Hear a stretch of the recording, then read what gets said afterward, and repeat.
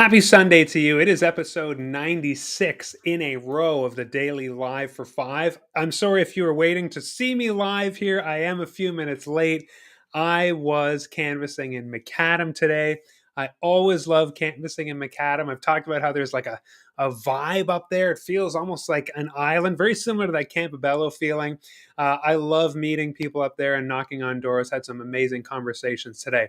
But I do want to segue from universal breakfast and lunch programs and all the benefits we've been talking about that. There really is a nice dovetail here into questions around sometimes, Mark, how would we pay for something like that? Yeah, sure. The benefits are 2.5 to 7 times in terms of the return on that investment. And I spent the last 6 days showing you that that is true. But of course, we need money now. People are very concerned, taxpayers, not to go into debt, not to run deficits.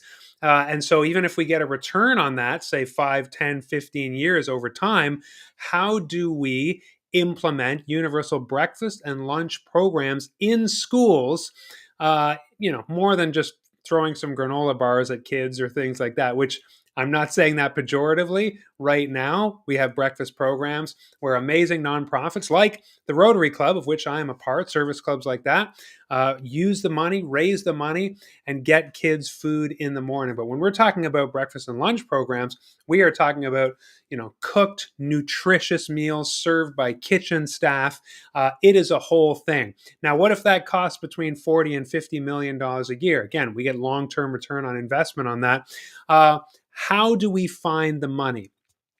The great thing about looking at a $13.3 billion budget, that is the annual budget of New Brunswick last year, is that when you look around, you can always find something. And the even better news is that under this majority conservative government, it's always a question of priorities. The majority conservative government of the last few years has quietly passed things under the table that don't make sense even to their own MLAs. Remember, 12 cabinet members were turfed from the current government, and that has been, and to me, any MLA that's still there, and especially anyone who is a minister, just put their heads down, went along to get along, whereas 12 conservative MLAs of principle stood up, questioned the leader, and were fired, essentially pushed out of cabinet. Many are not running again. Many have resigned. Now, I say all that to say this. When I look around and when the Greens look around at how we can fund programs that will help you as a New Brunswicker and get us the needs that we are so desperately lacking in our ridings, what we find is we can make this happen. I want to just bring up a paragraph from the Fraser Institute, which, yes, is traditionally a conservative think tank that offers their opinion, does research and study on things. And what they call for in an article released earlier this year is an end to New Brunswick corporate subsidies. Now, we disagree. I would disagree with the Fraser Institute on what to do with that money.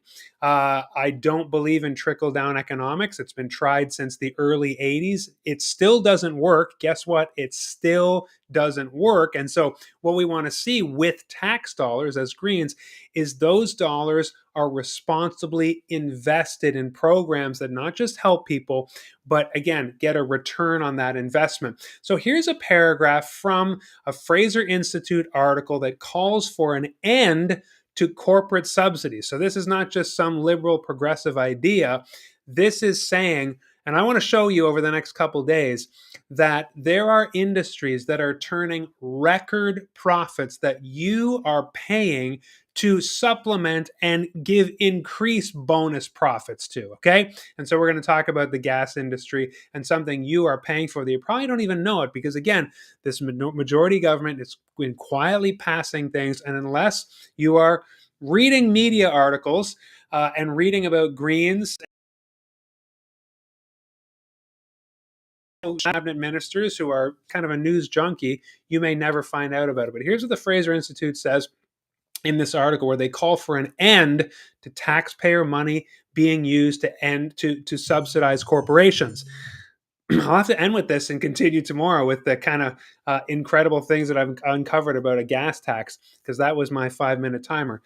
Even though New Brunswick is doing well compared to its provincial peers, the article says, the Fraser Institute says, there's still much room for improvement. New Brunswick provincial government spending on subsidies exceeded $1.5 billion between 2007 and 2019. And while the level has declined slightly in recent years, provincial subsidies still total more than $100 million a year.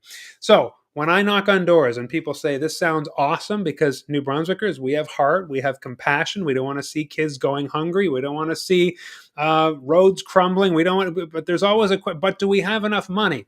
In our $13.3 billion budget, 100 million of that at least is still being sent to Irving Oil that is turning record profits. Do we need to be subsidizing industries that are turning record profits?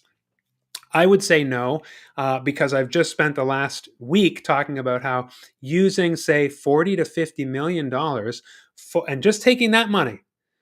The Fraser Institute said they want to see an end to corporate subsidies so that everybody gets a massive tax break. So just reduce. I mean, if you listen to like the Taxpayer Federation, they're just all about, basically they'd like to. I think they'd like to see zero taxes.